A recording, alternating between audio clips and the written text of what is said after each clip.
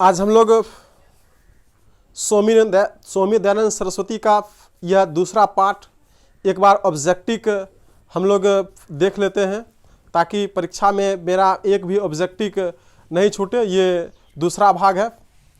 चलिए हम लोग आते हैं इस प्रश्न के लिए, बोर्ड पर आते हैं ताकि मेरा एक भी ऑब्जेक्टिव न बचे। ये स्वामी दयानंद सरस्वती पाठ 9 है और ये पेज नंबर 68 में दिया गया है। ये स्वामी दयानंद सरस्वती जो है, इनका जन्म 1824 ईस्वी में हुआ था। अगर हम डेट का बात करें तो इनका जन्म 12 फरवरी हुआ था। 12 फरवरी 1824 ईस्वी में स्वामी दयानंद सरस्वती का जन्म हुआ था। अब हम देखते हैं कि ये स्वामी दयानंद सरस्वती जो थे, इनका जन्म स्थान टंकारा प्रदेश है। टंकारा प्रदेश यानी कि टंकारा जो प्रदेश है, वहीं पर एक मोरबी नामक स्थान था। उसी स्थान पर स्वामी दयानंद सरस्वती का जन्म हुआ था। स्वामी दयानंद सरस्वती मूर्ति पूजा के बहुत बड़े विरोधी थे।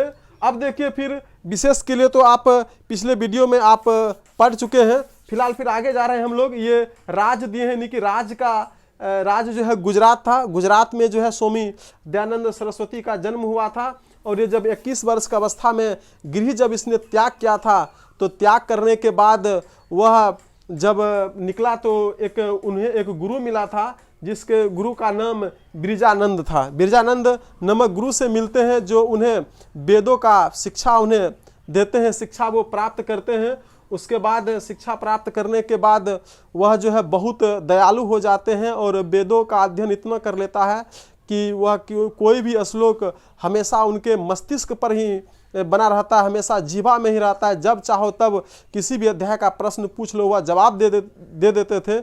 इसलिए उसके नामों में सरस्वती जोड़ दिया गया। इस प्रकार वह स्वामी दयानंद सरस्वती हो जाते हैं। फिर आने वाले कल में वह जो है, वह अपने जीवन में ये बाल विवाह, विधवा विवाह, सती प्रथा, स्त्री शिक्षा, इस चीज़ को लेकर चलना शुरू कर देता है। इसके लिए वह एक पुस्तक का रचना करता है, जिसका नाम सत्यार्थ प्रकाश था। और सत्यार्थ प्रकाश में उसने वेदों की ओर लौटो का उसने नारा दिया था, क्योंकि वह वैदिक जो धर्म थे उसमें वो पूरी तरह वो विश्वास रखते थे। उसके बाद उसने आर्य समाज का स्थापना मुंबई में 1875 ईस्वी में क्या था, क्योंकि 1875 ईस्वी तक उनके साथ बहुत सारे अनुयायी हो गया था। और उसी अनुयायियों के उपलक्ष्य में उसने मुंबई में 1875 ईस्वी में आर्य समाज का स्थापना किया था। और फिर से हम लोग एक बार आते हैं कि जब इनका जन्म 1824 ईस्वी में हुआ था, तो उस समय उनका परिवार जो था वह शिव परिवार से जुड़ा हुआ था। उनके परिवार के लोग शिव को पूजा करते थे, इसलिए शिव से संबंधित ही उस बालक को नाम रखा था, मूल शंकर नाम रखा था।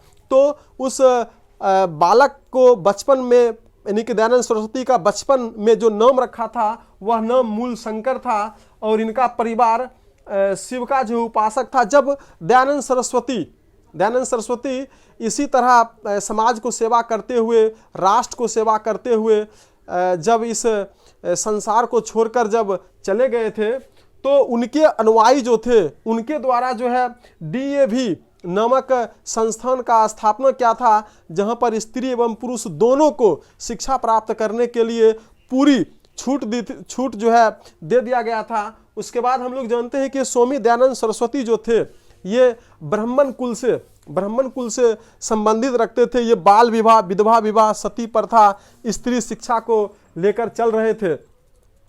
तो फिर उसने जो एक पुस्तक का रचना किया था, इसका नाम था सत्यार्थ प्रकाश। उस पुस्तक में उसने एक नारा दिया था, वेदों की ओर लौटो। वेदों की ओर जो है लौटो का नारा दिया था।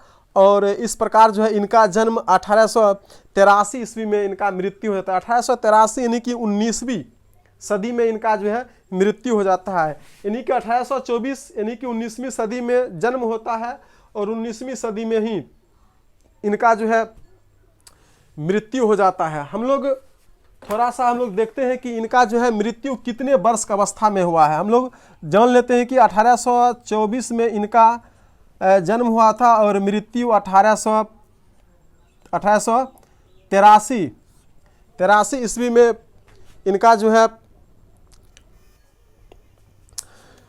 यानी 13 में से 4 गया तो 7, और यानी 7 में से 2 गया तो 5, 57 वर्ष की अवस्था में स्वामी दयानंद सरस्वती का मृत्यु हो गया था। आप का जो है जितना भी शायद ऑब्जेक्टिव होगा लगभग में सभी प्रश्न सॉल्व हो जाना चाहिए। अगर आपको यह वीडियो अच्छा लगे तो आप ज़रूर सब्सक्राइब करें, कमेंट करें, ताकि मैं अगला वीडियो इसी तरह मैं बनाता रहूं। धन्यवाद।